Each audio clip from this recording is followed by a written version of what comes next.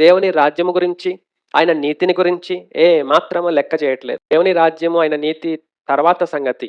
మొదట ఈ లోకములో జీవించాలి.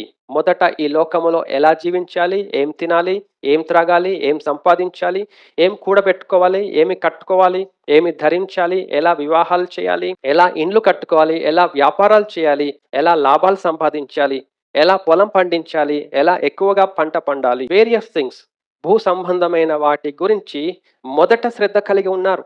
ఆ తపనతో, ఆ ఆసక్తితో, ఆ వేదనతో, ఆ బాధతో, ఆ అవసరతతో దేవుని దగ్గరకొస్తున్నారు.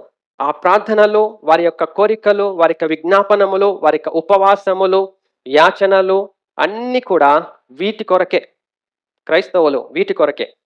చివరికి తేలినప్పుడు ప్రభు అంటున్నాడు, మీరెవరో నేను ఎరుగను, అక్రమం చేయవారులారా, నా యుద్ధ నుండి పోండి, నాకు తెలియదు మీరెవరో.